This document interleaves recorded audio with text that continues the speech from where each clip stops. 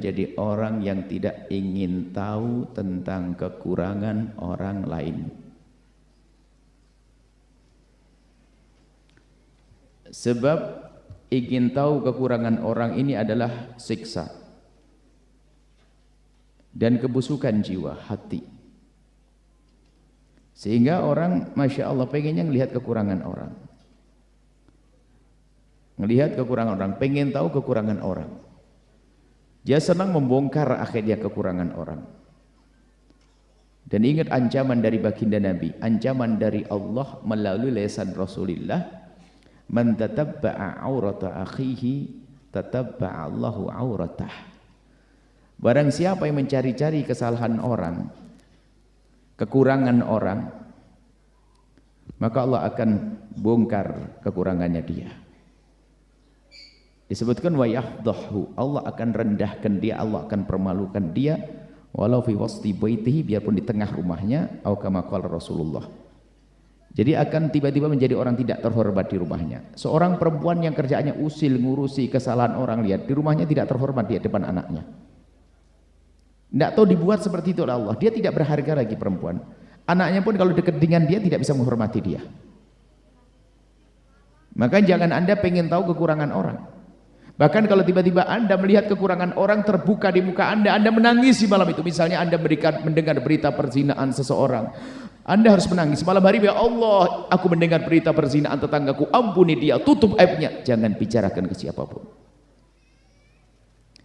Membuka aib orang, na'udzubillah, kebusukan. Mencari-cari kekurangan orang. Ini harus kita jadikan cara hidup yang baik. Sementara para kekasih Allah dulu, kalau keluar rumah ingin bertemu dengan orang, dia bersedekah. Setelah bersedekah, beliau minta, ya Allah, dengan sedekahku ini tutuplah kekurangan hamba-hambamu agar aku tidak melihat kekurangannya. Sedekah biar tidak melihat kekurangan orang. Hari ini buka kekurangan orang. Memang ada mata jahil, hati jahil, tangan jahil. Itu ada HP-nya temannya, singgah di depan dia 5 menit saja sudah kebuka semuanya. Dia sudah bisa menyimpulkan bahwasanya, oh dia begini. Kasihan di dasar si busuk hati. Kasihan dia hidupnya, pengen tahu aibnya orang. Enggak ada perlunya hidup seperti itu. Tersiksa. Kalau Anda titip HP di depan saya 1 tahun sampai mati, tidak akan saya buka kecuali Anda izinkan. Harus begitu. Hidup kita harus jelas. Jangan pengen tahu aibnya orang. Sehingga panjatan doa kita adalah, Allah, ya Allah, tutuplah kekurangan aib saudaraku dari mataku. Termasuk guru-gurunya. Ya Allah, tutuplah kekurangan guruku dari mataku. Ini kita kalau ditutup kekurangan orang dari mata kita, berarti kita diberi kebahagiaan oleh Allah. Dan tutup itu, sitir yang Allah jadikan penutup antara aib kita dengan orang lain, ini adalah nikmat besar. Kalau dibuka aib kita di depan orang, Masya Allah, nggak ada yang mau duduk bersama. Anda pun tidak mau belajar dengan kami. Kalau Allah membukakan aib saya di depan Anda, nggak ada yang mau belajar dengan kami. Anda ini berdampingan dengan kawan dekat, kalau dibukakan aibnya, nggak mau duduk sudah. Makanya dengan ditutupnya kekurangan kita ini sesungguhnya adalah kenikmatan bagi kita, agar kita bisa berprasangka buruk, bersangka baik, tidak berprasangka buruk dan seterusnya. Makanya mencari-cari kekurangan orang adalah termasuk dosa gede. Pernah Sayyidina Umar bin Khattab, ada rumah orang, rumah di negeri terhormat itu biasanya ada tembok tinggi, kehormatan wanita di dalamnya. Rupanya ada tetangga itu memanjat, melihat dari pagar temboknya, melihat rupanya tetangganya lagi mabuk, minuman keras. Akhirnya wah bergegas, pengen amar ma'ruf dan muka, lapor ke Khalifah Umar. Khalifah, saya melihat tetangga saya minum minuman keras, mabuk. Sayyidina Umar bertanya, dari mana kau tahu? Saya mencoba naik ke pagar saya, lalu saya melihat. Kata Sayyidina Umar, hukum orang ini, kurang ajar, ngapain dia naik pagarnya orang? naik pagarnya orang. Nah, ini nggak boleh kita pengen tahu aibnya orang. Ada memang nasibnya perempuan, karena saya menghadap sini. Laki-laki sama sebetulnya nih. Nanti jangan. Ada nasibnya orang itu kalau masuk ke rumahnya orang lihat buku-buku, itu bukan buku sejarah Nabi yang dilihat, buku-buku agenda, ya. Langsung cek agenda, 10 menit tahu. Memang hatinya hati jelek dia. Ini yang pertama, jangan Anda pengen tahu aibnya orang. Sampai suatu ketika seorang anak bertanya, Buya, dia sudah suudon sama ibunya. Buya, kelahiran saya itu, ini sudah gede anaknya, kelahiran saya itu ternyata saya melihat akte nikah ayah saya. Kelahiran saya ternyata jauh setelah surat nikah ada. Apa? Sebelum surat nikah? Apa? Kau mau kurang ajar? Kau bilang ibumu berzina? Surat nikah bisa saja dibuatnya tertunda. Hari ini pun ada orang punya anak 3 belum punya surat nikah. Cuman kadang-kadang begitu prasangka buruk ini, karena biasa jelek. Coba kalau dia anak soleha tinggal ngomong, iya mungkin kan Bu Yaya aja nikah kena anak, kadang-kadang suratnya nanti, yang penting nikah sekarang halal, masih sekolah-sekolah, kan begitu. Jangan biasa prasangka buruk, hei hamba Allah, itu dari keburukan hati. Yang biasa berprasangka buruk adalah kekotoran hati. Pengen tahu, dan kadang-kadang cerdas banget. Dia ngomong begini, itu serius gak paham-paham. Tapi sambil ngomong, denger kejelekan orang, nyantol dia. Padahal belajar serius gini nggak nyambung-nyambung dia. Tapi kalau ada orang ngomongin kejelekan orang, langsung, sweet, cerdas, bisa cerita nanti besok. Hati busuk gitu, hati-hati. Tinggal tengok diri Anda, gak usah nengok orang lain. Kalau Anda punya hobi mencari kejelekan orang dan sebagainya, nggak ada perlunya itu. Bahkan kami himbau, suami pun tidak perlu pengen tahu tentang urusan handphone, semuanya, istrinya. Istri juga tidak perlu, karena apa? Semua, seorang istri punya rahasia dengan ibundanya, dengan saudarinya dan sebagainya. Akan tapi tolong semuanya harus punya kejujuran, jangan sampai naudzubillah, bibit-bibit kehancuran adalah hati yang kotor sendiri. Jadi jangan pengen tahu. Ini sangat berbeda dengan misalnya ustadz pun harus punya kewaspadaan di saat harus memeriksa sesuatu, misalnya laptop muridnya itu ada tujuannya untuk tugas sekolah, karena ada undang-undang, ada rambu-rambu ya, rambu-rambu untuk menjaga santri. Menjaga santri harus tahu dong keadaan ini sangat berbeda, memang tugasnya semacam itu. Kalau di negara tugasnya intel mencari penjahat, kan begitu, bukan itu maksudnya. Ini loh, kita punya kebiasaan jelek, pengen tahu kejelekan orang, pengen tahu kejelekan orang terus. Ini bahaya, itu bermacam-macam, wilayah dukun juga masuk. Lihat, kalau alisnya begitu, anak begini, telapak tangannya begini ini. Kalau jalannya begitu, kayaknya dia sudah begini. Kalau begini ini, sampai seorang menyifati, oh kalau perempuan begitu itu, dia katanya belum punya suami, tapi jalannya kok begitu, berarti dia, astagfirullah. Orang macam-macam jalan, ada bisulan kan bisa saja. Ajib, ini memang dasar hati busuk itu, mulutnya mulut jelek. Nggak boleh, tolong hamba Allah. Baik, selanjutnya, seandainya pun kita melihat aibnya orang lain, bukan mendengar, kita melihat aibnya orang lain, maka ketahuilah kita punya kewajiban menutupnya. Kalau menegur dia karena kita melihat langsung bisa 4 mata, bukan di mimbar semacam ini. Kita bilang, assalamualaikum ya ukhti, saya mau ketemu kamu. Seorang perempuan ketemu saudarinya perempuannya, ya akhi, ya ukhti, aku melihat kamu kok di sini gimana, gini-gini. 4 mata, bukan diobral. Dan setelah itu melihat, ya Allah tutuplah, cukup aku setelah tahu, jadikan aku lupa. Kalau melihat dengan nyata, ya wajib mengingatkan, tapi dengan cara halus, tapi bukan mencari-cari, bukan pengen tahu. Makanya setelah kita kok tiba-tiba melihat, pastikan Anda berusaha untuk menutup kekurangan aib pribadinya, dosa pribadinya.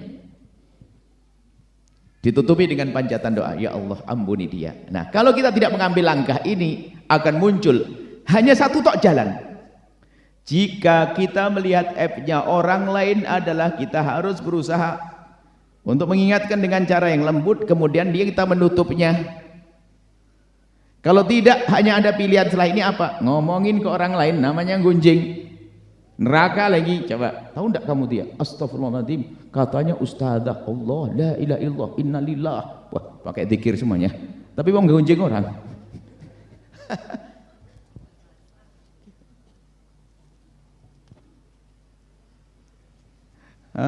Masya Allah. Seperti itu. Jangan sampai kita tuh punya sifat-sifat jelek kalau melihat aibnya orang lain. Apalagi kita mohon maaf. Paling sedih adalah kalau kita melihat aibnya orang yang sangat kita hormati. Mohon maaf mungkin orang tua kita, dan itu ujian. Bahkan kalau Allah menampakkan aibnya orang lain kepada kita, sebetulnya itu adalah siksa. Siksa buat kita. Kenapa akan berubah? Kepada ibunda kita menjadi kurang ngabdi, kepada ayahanda siksa, naudzubillah. Makanya kalau gampang lihat kekurangannya orang, ketahuilah Anda disiksa oleh Allah. Makanya orang Masya Allah polos, bersih hati, nggak pengen tahu kekurangan orang. Bahkan yang ada prasangka baik, nggak ada prasangka macam-macam. Itulah pendidikan akhlak yang harus kita hadirkan. Dan ini harus kita hadirkan karena ini berguna dalam kehidupan rumah tangga kita. Termasuk ini tahun politik. Kalau seandainya buka rumus ini, tahun politik kami sampaikan serukan, hei tim sukses, dimanapun kalian berada.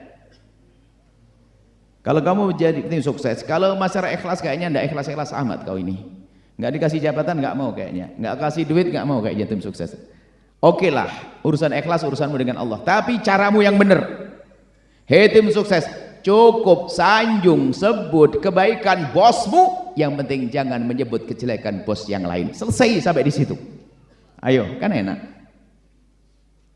Ayo, kalau tim sukses begitu kan asik sudah. Kalau Anda punya calon, oke, anjar sanjung calonmu sesuai dengan pengetahuanmu, asalkan jangan bohong. Cukup sampai di situ, nggak usah nyebutkan oh calon itu begini-gini, nggak ada perlunya itu semuanya. Karena kalau kamu mencari kejelekan dia, sama bosmu jangan. Bosmu bukan malaikat kok, pasti ada kejelekan. Akhirnya bongkar-bongkaran. Akhirnya ini tradisi di sini dulu. Akhirnya orang terbiasa mencari kejelekan orang. Di saat sudah ada pemilihan presiden, lihat pemilihan ketua masjid pun jadi begitu. Berantem olok-olokan caci maki. Kenapa? Sudah biasa gaya hidupnya seperti itu, caci maki, olok-olokan mencari kekurangan orang. Jadi tolonglah, ayo kalau kita melihat kekurangan atau apa namanya aibnya orang lain, jadilah Anda pejuangnya untuk bisa menutupnya. Dosa pribadi ya dosa kepada Allah, bukan dosanya orang terang-terangan bermaksiat, itu beda. Orang mabuk di tempat tersembunyi, kita doakan semoga Allah mengampuni. Dengan sembunyinya itu dia sebenarnya malu dia. Nggak perlu Anda sebarkan, Anda dekati, Anda ingatkan dia. Sehingga dalam perzinaan bagaimana Islam menutup aib. Kalau ada dua orang ngintip melihat orang berzina, kemudian lapor ke mahkamah, Pak Hakim Islam, saya melihat orang berzina. Benar kamu lihat? Benar. Di mana? Di tempat itu. Benar, saya ngelihat begini. Berapa orang kau? 2 orang. Oh, 2 orang kau. Kau yang dicambuk 80. Kenapa? Nggak cukup dengan 4 saksi. Jadi begitu indahnya Islam itu menutup aib. Nah, ini jangan gampang dikit-dikit. Sekarang katanya saja sudah kayak beneran. Apalagi yang sedang medsos itu, sedang nyebar hoax. Hoax. Terserah. Karena saya tidak suka itu. Kan selagi tidak suka bebas terserah. Ketahuilah bahwa ini kan kehinaan. Ada apa hidup semacam itu? Nabi tidak mengajarkan hidup seperti hidup kita. Coba kalau melihat kekurangan orang, pastikan itu jadi bahan Anda menangis di tengah malam. Melihat tetangga Anda baik hati, tetangga Masya Allah rajin membantu kita dan sebagainya, cuman dia tidak sholat Jumat, tuh Anda menangis di malam hari. Ya Allah, itu tetanggaku baik kepadaku, cuman dia jarang sholat Jumat, padahal dia laki-laki yang sehat, nggak musafir di rumah. Ya Allah, ya gitu aja dulu. Nggak usah astagfirullahaladzim, ya Allah katanya sering bantu masjid, nggak pernah sholat Jumat. Kok merendahkan orang? Apa itu hidup orang seperti itu? Nah, ini memang ini akan kami giring kepada masalah perpolitikan di tahun ini. Kadang-kadang antara politik, antara tokoh dengan tokoh, pengikut dengan pengikut itu caci makinya lebih serem. Kadang-kadang yang di atas terus besanan, kita masih berantem. Kita betul-betul dibodohi, bukan bodohnya, memang bodoh betul, karena kita mengotori hati kita dengan caci maki. Kalau seandainya suara kami didengar, ajib nanti pemilihan umum 01, 02, 03 habis kampanye itu minum teh bersama di kafe yang sama, kafe Al-Bahjah, dengar nasyid nanti itu, wah minum bareng teh bersama. Gimana bosmu? Ya semoga baiklah. Bosku gimana? Ya semoga ya gitu aja. Itu aja jadi enak. Sekarang sudah mulai bongkar-bongkaran caci maki. Jadi kayaknya pengen punya presiden yang malaikat, yang nggak ketemu. Turun dalam rumah tangga pun juga demikian. Masya Allah. Kalau sudah hati busuk, mena'udzubillah. Seorang suami pergi kerja di Jakarta, tiba-tiba marah kepada istrinya, mau mencerai. Kenapa? Katanya apa? Saya mimpi kamu duduk dengan seorang laki-laki. Ini orang badah super kuadrat berapa itu? Oh, hanya mimpi saja. Ini berarti biasa dia tuh prasangka buruk. Prasangka buruk itu repot kalau Anda duduk dengan orang yang biasa prasangka buruk kepada Anda, itu capek Anda. Sebab orang biasa prasangka buruk itu kalau Anda menjelaskan sesuatu yang jelas, dia lebih senang melihat yang enggak jelas. Repot dijelaskan. Makanya jangan dekat sama orang suka prasangka buruk, sudah selamat tinggal. Bahaya. Anda jelaskan enggak paham dia. Karena dia enggak pengen yang jelas. Husnudzon itu penting, makanya jangan suka prasangka buruk. Nah, ini rentetan kekotoran hati ini macam-macam, menggunjing, menfitnah. Prasangka buruk seperti kenyataan, menfitnah. Tahu enggak ibu itu? Astagfirullah, saya dengar begini, masya Allah. Tapi dia katanya mendengar saja, cuman astagfirullahnya serius. Astagfirullah. Innalillah. Dan itu yang banyak ibu-ibu. Ternyata di bapak-bapak juga banyak. Jangan gitu. Saya adil, Bu. Kalau ndak adil masakan asem, nggak gurih nanti. Insya Allah. Jadi macam-macam. Jadi media sosial, subhanallah. Saya itu kurang ngerti. Media sosial seorang perempuan tiba-tiba di apa status atau di apa namanya itu loh. Cobalah ada yang bantu saya. Kan ada kalau dilihat pertama buka layarnya kelihatan status, aduh pagi-pagi ya Allah, oh, semoga saya sabar jadi istri yang sabar. Itu sebenarnya dia mau ngomong suamiku tuh kurang ajar. Kenapa kok pakai WA itu? Kok bodoh banget? Kalau saya baca sudah ngerti ini nggak bener nih orang. Ya Allah, semoga Allah memberikan kesadaran kepada suamiku. Ya Allah, semoga matanya terjaga. Berarti matanya jelalatan ya. Orang tuh cerdas loh bacanya pakai rasa. Jadi kalau nulis itu yang baik, bikin status ya, status yang baik. Saya tidak tahu status, status bersuami ya. Itu saya status WA itu saya tidak pernah urusan. Makanya tak tahu WA saya itu gambarnya apa statusnya, gambar apa itu tidak paham statusnya. Jangan-jangan gambar apa gitu? Tolong dilihat.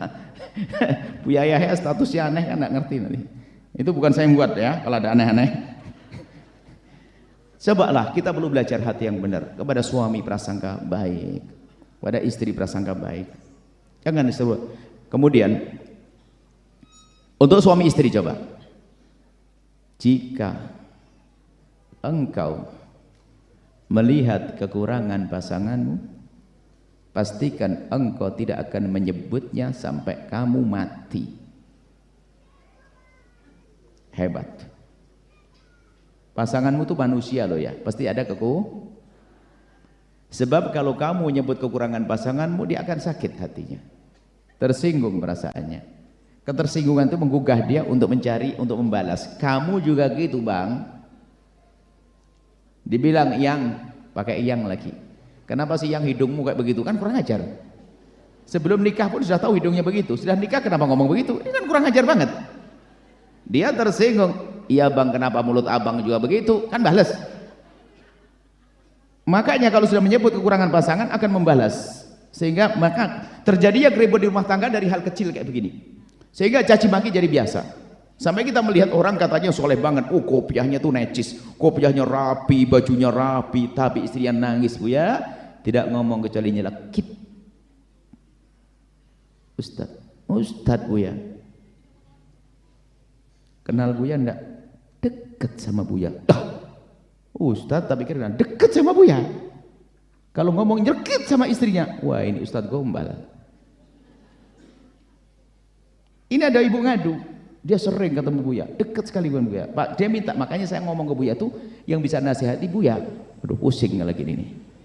Sebab kalau di depan Buya kan masya Allah kayak malaikat gitu ya. Yang ngadu istrinya, istri saya, suami saya ngomong tentang nasab saya, tentang mulut saya, tentang mata saya, rambut saya, kalau habis tidur kan nggak sisiran Buya, itu sudah langsung dibilang kamu kayak genderuwo. Ajib. Mungkin dia tidak sadar kalau dia kayak demit. Saya tidak senang laki-laki begitu. Itu ada dalam hidup kayak begitu. Kenapa kok seperti itu, hamba Allah? Makanya hidup paling indah adalah mengikuti petunjuk baginda Nabi Muhammad SAW. Termasuk aib pribadimu, sudah Allah menutup aibnya, Allah mengajari kita menutup ya aibnya orang, maka Anda jangan buka aib diri Anda sendiri. Yang lalu biar berlalu, masa lalu yang kotor, mungkin dulu pemabuk, sudah biarkan yang lalu. Sekarang jadi seorang laki-laki soleh, dulu mungkin pernah judi, sudah yang lalu. Termasuk mohon maaf ini aib yang naudzubillah zina, kehinaan zina. Zina hanya dilakukan oleh orang yang biasa dengan kehinaan. Begitu mudahnya hari ini orang kepleset dalam zina, syahwat, naudzubillah. Orang mulia susah melakukan itu, ada pintu halal. Sebelum saya bicara tentang aib zina, saya bicara tentang wanita mulia. Wanita mulia itu susah berzina. Tadi saya cerita kepada anak santri putri tentang kemuliaan seorang wanita itu ada, biarpun belum kenal agama, kemuliaan diri wanita itu ada. Punya harga diri. Kita tahu Sayyidina Nabi punya paman yang namanya Sayyidina Hamzah. Paman beliau yang sangat beliau cintai. Sayyidina Hamzah itu dibunuh oleh Wahsy, ditombak oleh Wahsy, dan Wahsy itu menombak membunuh Sayyidina Hamzah demi mendapatkan kemerdekaan atas sayembara. Yang mengadakan sayembara ini perempuan, namanya Hindun. Hindun itu perempuan yang hebat, perempuan yang ternama, terhormat, maksudnya tersohor. Mungkin kalau sekarang public figure. Sehingga kalau laki-laki berperang itu, kalau sudah dengar suaranya Hindun tuh nggak ada yang berani mundur. Nahnu banatut thariq namshi andan nawarik, itu namarik. Dia selalu menyenandungkan syair-syair yang menjadikan orang maju berperang. Hindun begitu bencinya dengan Nabi sayembara. Betul, Wahsy bisa membunuh Sayyidina Hamzah. Jasadnya Sayyidina Hamzah didatangi, dirobek itu perutnya, dadanya, diambil hatinya dan digigit, tanda kebenciannya kepada Nabi Muhammad SAW, sampai dia digelari dengan Hindun akilatul akbat, Hindun sang pemakan hati, pemakan hati, jantung hati. Baik, bersama berjalannya waktu,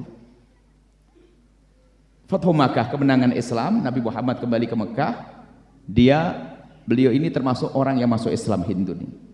Bayangkan, wanita yang dalam kejahiliannya, orang tersohor dalam masa jahiliyah, perempuan abal-abal, perempuan yang keren, perempuan bisa masuk Islam, lalu datang kepada baginda Nabi. Seperti kebiasaan Nabi, mengajari yang baik, diajak berjanji. Berjanjilah kalian wahai wanita, termasuk Hindun. Berjanji untuk apa ya Rasulullah? Berjanjilah kalian untuk tidak menyekutukan Allah. Ya, kami sudah beriman, kami berjanji tidak akan menyekutukan Allah. Berjanji apa lagi Rasulullah? Berjanjilah kalian untuk tidak minum minuman keras. Maka mereka mengatakan, Hindun berkata, kami berjanji untuk tidak minum minuman keras. Berjanji apa lagi Rasulullah? Berjanjilah kalian untuk tidak memutus tali persaudaraan. Berjanjilah kalian untuk tidak berjudi. Kami berjanji untuk tidak berjudi, dan seterusnya. Kemudian terakhir Nabi mengatakan, Hindun bertanya, ada lagi ya Rasulullah? Nabi menjawab, iya. Berjanjilah kalian untuk tidak berzina.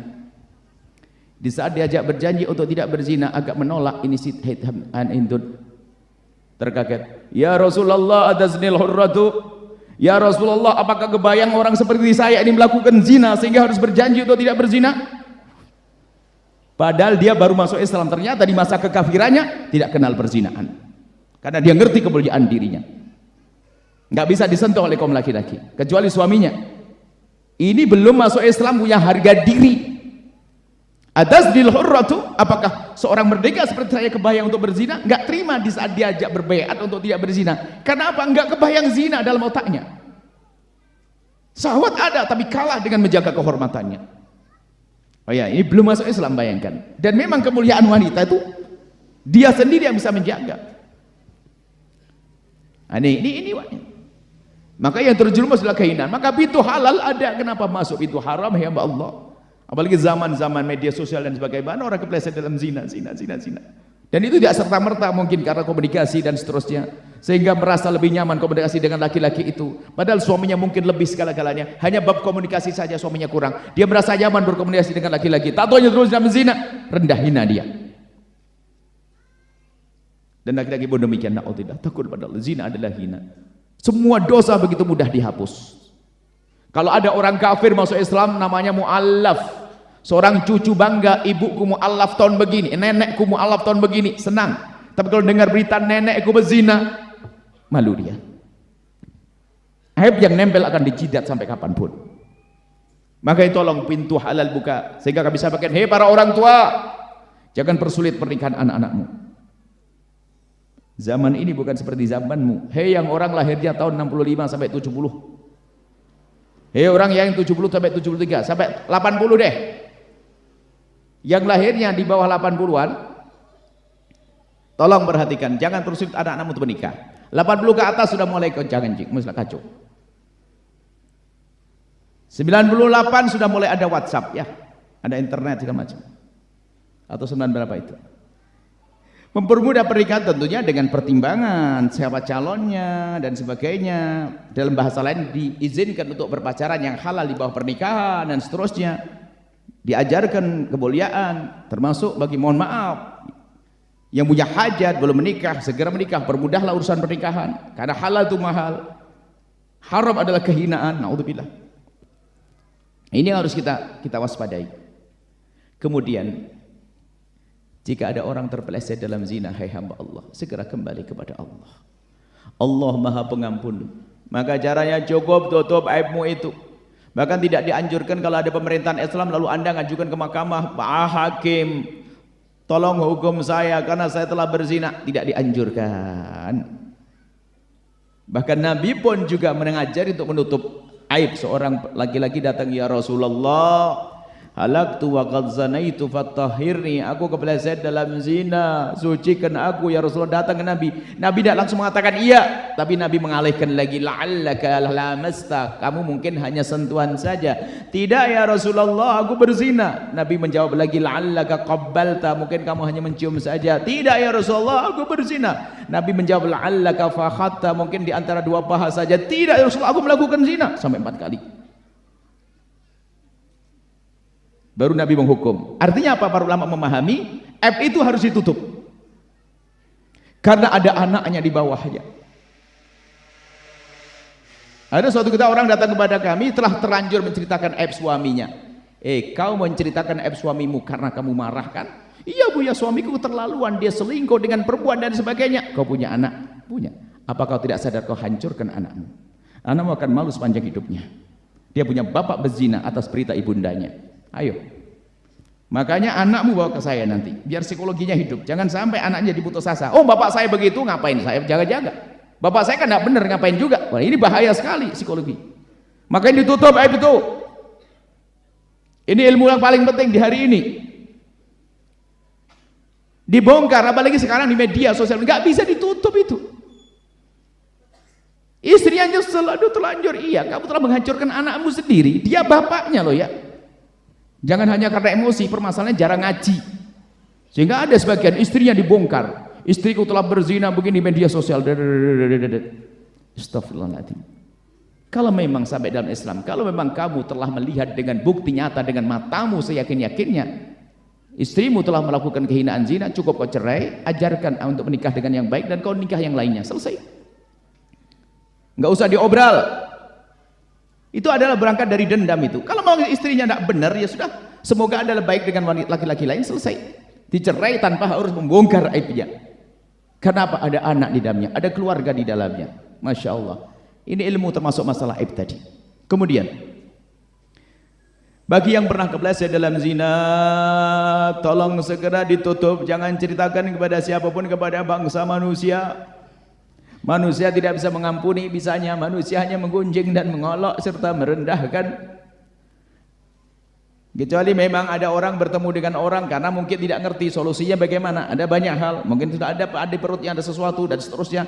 Dia ingin sembuh, dia ingin tapi nggak tahu jalan, bisa saja. Tapi ingat, harus dengan orang-orang benar. Dia orang soleh, orang takut kepada Allah, orang wara, orang bisa dipercaya, orang bisa menutup aib. Jangan diceritakan pada semua orang. Bahkan jika ada wanita yang hamil luar nikah, ketahuilah jangan sampai anaknya tahu kalau ibunya dulu berzina. Harus disetting yang cakep. Jangan sampai anak merasa terendahkan karena dia tidak punya apa? Ayah. Ini ilmu yang para ustadz mohon agar dimiliki oleh para ustadz. Hei ustadz dimanapun anda berada, jangan hanya ngajar fikih saja. Ngajar kesempurnaan akhlak ini penting. Ini kami sampaikan para ustadz, ini penting ilmu yang para ustadz harus punya. Sebab kalau sudah perempuan atau laki-laki sudah putus asa, mohon maaf, perempuan berzina, dihinakan di kampungnya, tidak diangkat, dia mau tobat susah. Kenapa? Orang sudah terlanjur memandang saya jelek, ngapain? Kalau perlu suamimu mau saya goda sekalian. Kan begitu, merusak orang, merusak satu kampung. Makanya pendidikan dalam Islam itu penting. Hei yang kepleset dalam zina, tutup aibmu sebisa mungkin. Tutup aibmu. Tidak usah bercerita kepada siapapun, mungkin kepada calon istrimu, nggak usah cerita kalau aku dulu masa lalu kelam dan sebagainya, nggak usah. Kau berperan sebagai wanita laki-laki soleh yang tobat, selesai. Bukankah tobat dari dosa seperti orang tidak punya dosa? Wanita pun juga demikian. Ada sebuah kisah, ini nyata. Seorang perempuan menikah dengan seorang laki-laki. Perempuan ini sudah tobat, solehah, baik benar, menyesal. Perempuan baik pokoknya, laki-lakinya baik. Subhanallah, pernikahan yang indah. 6 bulan bahagia yang tidak bisa dikira. Bahagia yang luar biasa. Dan begitu bahagianya sang istri tersanjung dia, nggak kuat dengan kebaikan suami, sehingga dia merasa bersalah, terus selalu berkata, abang ini tidak pantas buat saya, abang terlalu baik untuk saya. Enggak, kamu juga baik sayang, kamu soleha, kamu rajin tahajud. Enggak, saya tidak pantas untuk abang. Enggak. Besok lagi tanya, abang bisa nerima saya seutuhnya? Kamu gimana? Kamu istriku, kamu sayang soleh, rajin ibadah, rajin mengabdi. Suaminya puas betul dengan perempuan ini. Minggu berikutnya, ini sudah 6 bulan, setelah 6 bulan obrolannya, lihat kebaikan sang suami, sang perempuan ini semakin tersanjung, tidak mampu untuk menahan sesuatu yang ada di hatinya. Abang, benar abang bisa nerima saya apa adaku? Sayang, kamu tuh istriku, kamu baik, kamu sempurna bagiku. Enggak, saya jelek banget buat abang. Bener nih bang, emang kenapa sih dek? Saya kok merasa ganjil kalau tidak menyampaikan ke abang. Apa? Kamu baik kok, saya jelek. Emang kenapa sih dek? Bener abang bisa nerima saya padaku? Iya, saya terima dek, kamu kan istriku. Bener bang, bener bang. Iya, saya merasa bersalah terus kalau saya ini tidak cerita ke abang. Apa sih kamu? Mulai ceritalah dia sambil menangis. Abang, dulu waktu aku sekolah SMA, saya punya kawan dekat. Terus saya dekat sekali dengan kawan saya, bang. Dan ini kalau saya simpan, saya merasa bersalah dengan abang. Terus kenapa? Karena begitu dekatnya saya dengan dia sampai terjadilah sesuatu. Suaminya nggak nyambung. Sesuatu apa? Hubungan apa? Saya melakukan seperti layaknya suami istri. Hah? Menangis kayak disambar petir tuh. Wanita solehah ternyata punya masa lalu sekelam itu. Laki-laki itu memeluk dia dan menangis dia. Dia tidak pernah gampang menangis menderu-deru, menangis dipeluk istrinya. Dan setelah itu istrinya dilepas, lalu dikatakan, sekarang kamu aku cerai. Dan pantas perempuan itu dicerai karena bodohnya dia, kenapa dia bercerita tentang masa lalunya. Inilah ilmu yang jarang dimiliki. Aib tidak boleh ceritakan kepada siapapun. Jangan cerita kepada siapapun, laki-laki pun juga masa lalu. Akhirnya tidak kembali lagi sudah. Karena dia sangat mencintai dia. Makanya kalau dosa kepada Allah cukup mengadu kepada Allah, nangis tiap malam tanda bukti. Dan yang serius kepada Allah, Allah Maha Pengampun. Urusan zina khususnya, kenangan-kenangan itu hapus, baju hadiahnya bakar itu semuanya, jam hadiah bakar, emas buang semuanya itu semuanya. Cukup Allah Maha tahu itu, enggak usah cerita kepada siapapun dari hamba Allah. Ini termasuk ilmu. Jadi kejadian akhirnya ya pantas dibuang. Karena apa? Dia laki-laki baik, dia khusnudon, tapi dihancurkan oleh perempuan ini karena kebodohannya.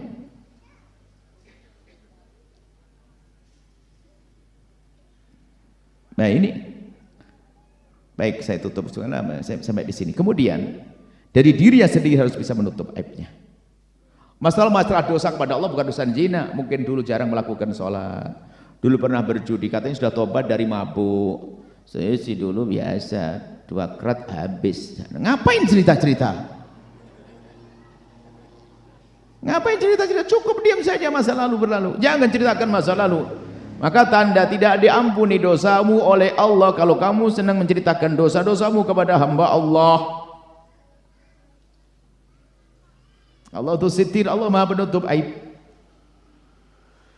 Makanya Buya sampaikan kepada siapapun sangat rugi kalau tidak dengar ceramah hari ini. Karena ini harus Anda sebarkan untuk didik tetangga Anda yang bermasalah. Kalau ada tetangga bermasalah masalah zina misalnya, Anda habiskan duit untuk nutup aibnya dia, ada keberuntungan bagi Anda. Biayai, antarkan kemana, pokoknya terhormat dia, jangan sampai terhinakan. Sebab perzinaan khususnya kalau sudah di masyarakat misalnya, apalagi orang itu terhormat, dia tersebar bahasanya dia zina, anaknya orang terhormat, akhirnya apa? Menjadi contoh jelek buat yang lainnya. Oh dia anaknya ustadz aja begitu, apalagi saya. Sehingga dikatakan kalau sudah wabah zina merebak, kehancuran akan Allah turunkan. Makanya rasa malu perlu dibangun. Malu melakukan zina, di saat zina pun merasa malu setelah itu. Kalau sudah perempuan tidak punya rasa malu, bayangkan seperti mohon maaf meletakkan kehormatannya di jidatnya. Kalau sudah perempuan tidak punya rasa malu, jangan. Setiap laki-laki lewat dia melambaikan tangan untuk dizinai, artinya apa? Meletakkan kehormatannya di jidatnya.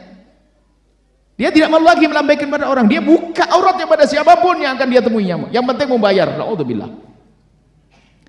Makanya kita doakan wanita-wanita semacam itu, semoga Allah mengembalikan kehormatannya, kemuliaannya, menjadi punya rasa malu yang tinggi. Asal ini saja. Jadi pertama adalah Anda jangan ingin tahu aibnya orang. Jangan pengen tahu. Setelah Anda tahu, bersalah Anda untuk menutup aibnya orang. Termasuk Anda menutup aib diri Anda di mata orang lain. Anda harus pandai menutup kekurangan Anda. Bukan bab munafik kan di sini babnya. Munafik Anda berbohong untuk, ada munafik babnya bukan ini, jangan sampai dihubungkan ini. Anda menutup aib itu dosa pribadi ya. Dosa kita dengan Allah. Dan kita tidak boleh membongkar aibnya orang kecuali orang yang tidak punya malu. Dia berzina cerita-cerita berarti dia perempuan rendah. Kalau kita menyebut karena untuk menyelesaikan, dia cerita, oh kemarin aku dengan suaminya ini, kemarin aku, wah gila dia, gila. Tapi kalau orang menyembunyikan maksiatannya berarti dia ada harapan untuk tobat. Seperti itu. Ini bisa kami hadirkan. Jadi pertama Pak, jangan Anda pengen tahu kekurangan orang lain setelah Anda tahu bersalah Anda untuk menutupnya. Bahkan keluarkan harta sebanyak-banyak untuk menutup aibnya orang. Ini perjuangan dahsyat. Ini perjuangan para kekasih Allah, menutup aibnya orang. Wali-wali itu adalah pekerjaan menutup aibnya orang. Yang ketiga adalah biasakan Anda, pastikan Anda menutup kekurangan diri Anda depan manusia. Jangan suka cerita tentang dosa-dosa kepada Allah.